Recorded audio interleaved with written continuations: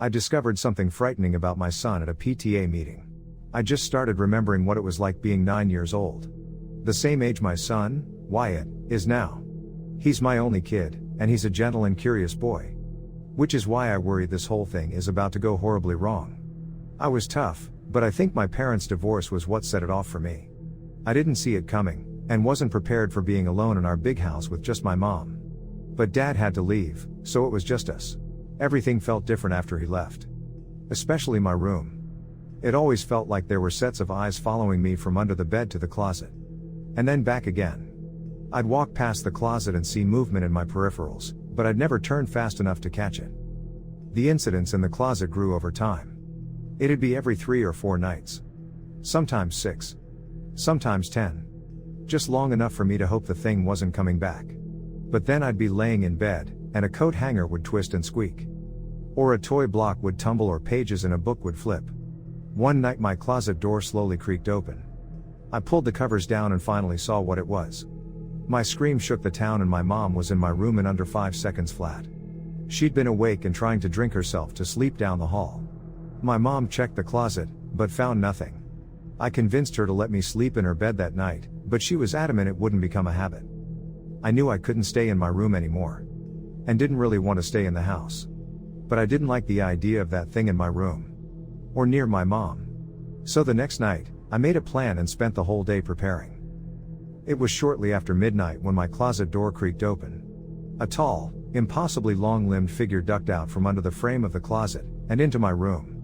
It moved awkwardly, like a man unable to fully control his limbs. His body and head were tiny, reminding me of daddy long-legged spiders.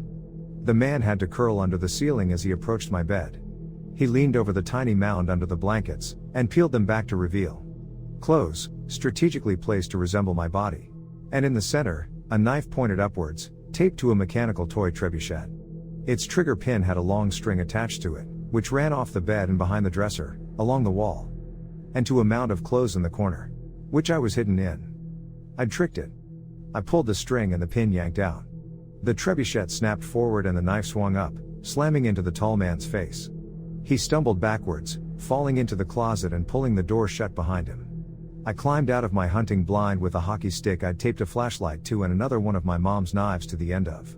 I opened the closet, ready to jab forward, but it was empty. I turned on the ceiling lights and found a trail of strange dark blood from my bed to the middle of the closet. The blood disappeared in the middle of the floor. I cleaned the blood up with bleach and left the light on for the rest of the night. Then I moved to the second part of my plan. Our family were big campers and I'd watched my dad set up the tent plenty of times. I loved sleeping outside under the stars and convinced my mom to let me sleep in the backyard in the tent for the week. The week turned into a month. And that turned into 3 months. I spent the entire summer in the tent. When my mom made me finally come in and sleep in my room again, my closet was normal. The tall man never came back. I eventually stopped thinking about him and grew up. I didn't think of the man again until my wife and I went to a parent-teacher meeting. Wyatt was kept separate from it. The teacher, Mrs. Boyle, thought Wyatt was a great kid. Very intelligent and kind. With an expansive imagination. His creativity had typically produced very diverse work. But the past few weeks, things had changed. He'd only been drawing one thing. It was a stick figure of a frightening, distorted-looking man. Who was very tall. The man's arms and legs were long. Too long for the tiny head and body which were made up of small swirls and spikes. Wyatt had written Mr. Daddy Long Legs on all of the drawings. My heart skipped a beat and I felt like I was 9 again. Apparently, Wyatt was speaking with Mr. Daddy Long Legs constantly in class. I didn't remember anything else that was said in the meeting. It was like I went deaf. My wife and I picked Wyatt up from the adjacent classroom after. It was a quiet walk to the car, and an even quieter drive. From the back seat, Wyatt finally broke the silence.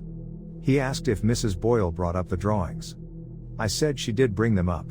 Then asked Wyatt who the man in the drawings was. Wyatt told me, "You know who he is. You met him before."